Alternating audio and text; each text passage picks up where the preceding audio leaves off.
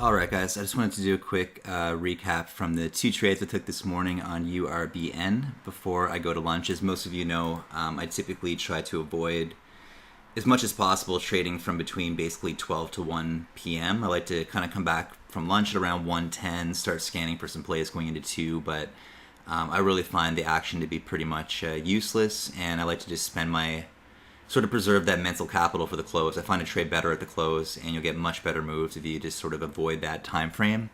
That being said, though, if you have a position that's really working, I absolutely love holding those positions over lunch. I just rarely take new ones between 12 and 1 p.m. All right, so let's cover the two trades on URBN. I just want to go a little more detail into the thought process behind them. I think I did probably a pretty good job explaining it on the stream in real time, but the thing is, when you're actually just waiting for the trade and you're looking to get that entry and all the emotions are running, you're really not going to soak in the information. You're going to get the overall message, this is where I'm getting long, this is where the stop is, but you're not going to soak in the information quite as well as you will once the trade is over, or the action is settled down a bit. So let's talk about the first trade on URBN short, which was actually a stop out. This had a really strong move this morning. Like I mentioned yesterday, guys, there's a few things that I caught when I was hanging in after hours. First of all, I did take a short in after hours yesterday in this area for a nice ride down on it. And what I noticed was there was actually some really, really big hidden buyers soaking up and just absorbing and buying literally millions of shares in the 1920 to 1915 and 1905 areas. And I mean millions. I was watching the tape pretty much the entire after-hour period. And like I said in Twitter, I should have taken that as a cue to just get long through this 25 area. Because usually if you can just sort of go on social media, and if the herd or the majority of people, or especially people that have a big following, are short bias on a stock, a lot of people are blindly going to follow them without their own plan, and it's often going to create a big short squeeze move. So I really identified the fact that there was a major amount of buying going on down here, but I'd already kind of nailed the short, and I didn't really want to go long so late in the after hours session, but I really missed out on a big opportunity there. So but moving that information forward to today led me to believe that there was probably some swing shorts overnight who were probably happy to see a bit of a weak pre-market, but they're probably really unhappy once it started to hold higher lows with low volume and grind up. So you can see what happened right off the open is we got some major squeezes, some really big volume bars coming in, and I would say that most of these are probably shorts covering. That's where you see these really erratic big wicks and sort of crazy action like that. And typically, guys, one of the things I've been doing for the last month or two is being really patient with my morning entry and making sure that this is all done, this craziness is all done, so that we can kind of pinpoint our entry within 10 to 15 cents with a tight stop, and then try to basically go for an all-day fade, or at least get a 3 to 1 trade in. So what I did here was I thought I was a little early, I guess, but I saw that it spiked, failed, then it really rejected harshly here. And I didn't try to short this spike, although I definitely could have, and actually, I probably should have in hindsight.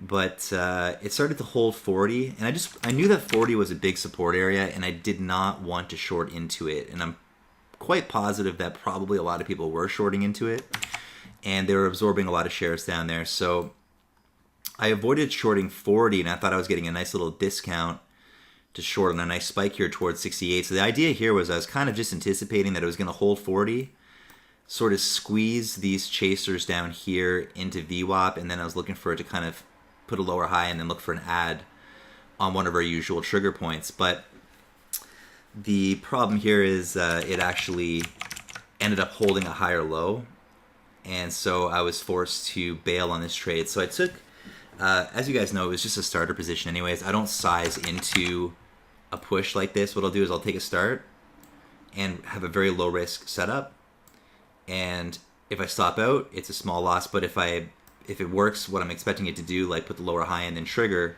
I'll add size into it and ride it out all day. So this is just one of those cases where occasionally there's a small stop before you nail the trade. And let's go to today's journal entry so you can see the exact sort of spots. So this was the win. I must have mistagged the other one. Yeah, this was the first one. I'm just gonna retag that.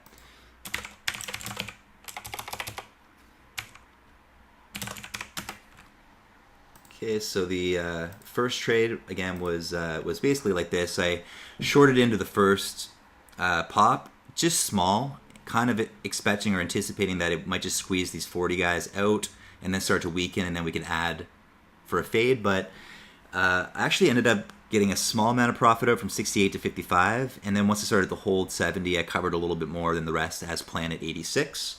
So nothing wrong with that. Followed the plan. It was really overall a small loss, and it was just leading up to the bigger trade anyways. So I don't really think there was anything wrong with taking that position, although I do think I should have covered up the entire thing once I started to hold 70. It was kind of indicative of a second push.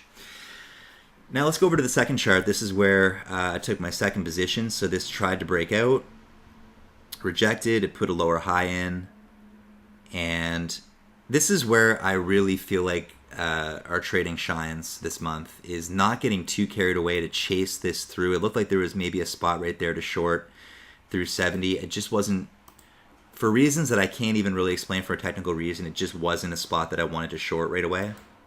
So I'm looking at this area right here, and you can see where it trapped more shorts down there, and then it ran up. So what I did was I waited for them to trap down there. And the first position I took, or the second position I took, this is the trade that I'm covering now from 80.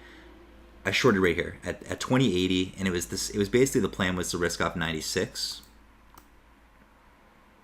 So I was going to give it a little bit of room to work, and again, just anticipating the lower high and ultimately looking for this 2070 area, 65 to 70 area to snap. And then once that broke, I was 100% confident that this was going to turn into a big trade for us. So that was really just the thought process behind it. And as much as I explained as the prices were moving, as the action was going, I just feel like after the fact, it's way easier for you guys to absorb the information and apply it. And of course, by recording these, you can go back and watch them over and over and over again. And I have a recap video in the members portal for essentially every trade we took this month.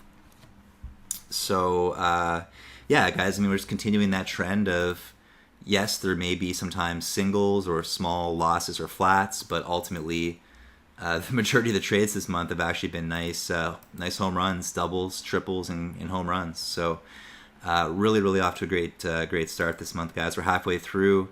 URBN gave us a big trade. I want to talk about the covers on this next. So I took out my first cover from 2080 short at 2042, simply just because we know that was a big support level. And guys, I identified 2040 way before the market opened. We saw this yesterday after hours. It was resistance.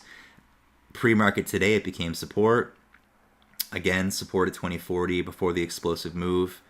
Again, after the explosive move, 2040 became support. That's why I didn't even consider the idea of shorting there.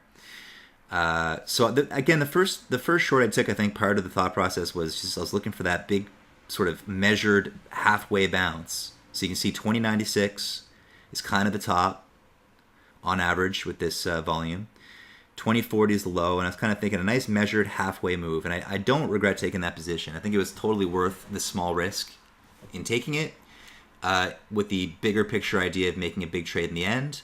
But when it didn't work, just take it out.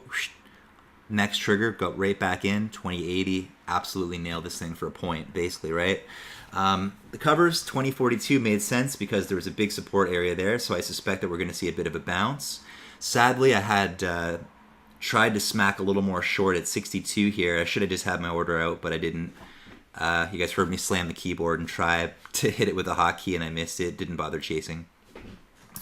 Second cover was 2022. Let's flip the journal back up. I believe it was 20.